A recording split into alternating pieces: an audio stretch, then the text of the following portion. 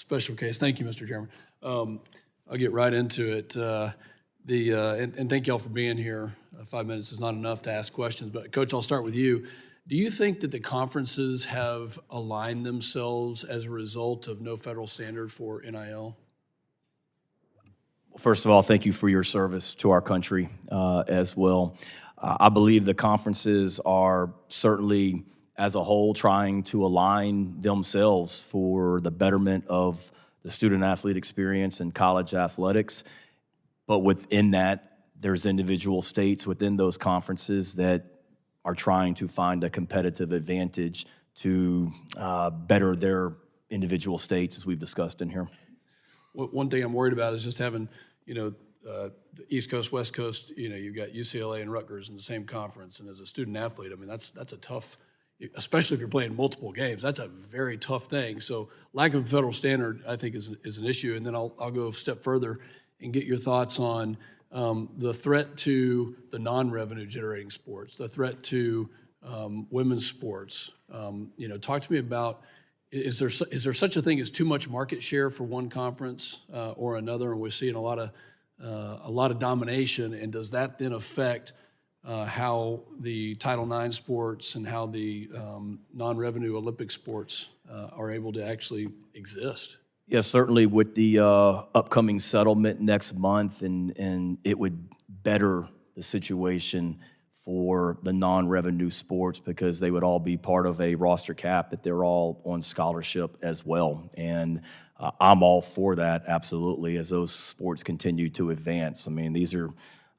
three fantastic athletes right here, and I know two of them ran football, but with Emily from track and field as well, we want those opportunities to continue for all student athletes. And you've seen what the student athlete experience can do for people with these three being here today. I know as a guy that's going to be 48 at the end of the month, I was nervous as heck coming in here today. And to see what they've been able to do as young people because of their experience as student athletes, I have so much respect for and want the continued advancement of all student athletes in all sports.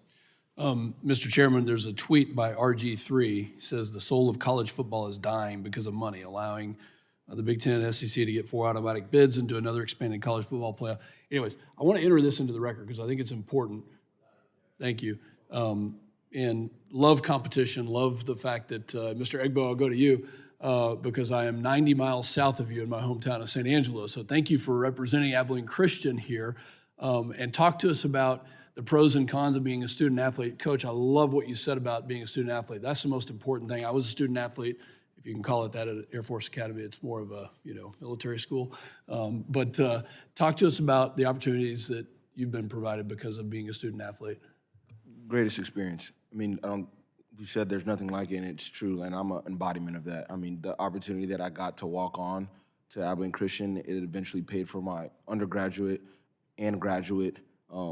It allowed me to work with the president of my university. I was a president's intern my senior year, allowed me to make the connections I've made, student-athlete advisory committee at the national level. I mean, you can point almost to every good thing that's happened in the last 5 years to some sort of experience as being a student-athlete.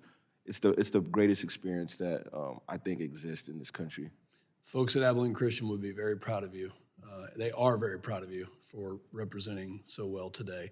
I'm sorry I don't have time to go to everybody, but I'll go to Ms. Cole because I have 3 daughters. Wanting them to have that experience and, what's in your, wave your magic wand and what needs to be fixed first from your perspective?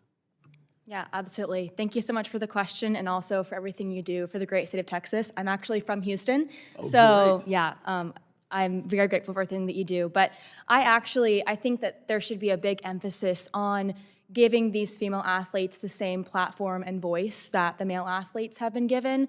And that's something that we've been able to see happen through social media and all of these female athletes being able to prove that they can sell tickets and they can make money. And obviously there's still a lot of work to be done, but I really believe in the power that social media has had in helping these female athletes have the platform and voice to show that we can do the work and have the potential to drive the same progress and revenue that men's sports do.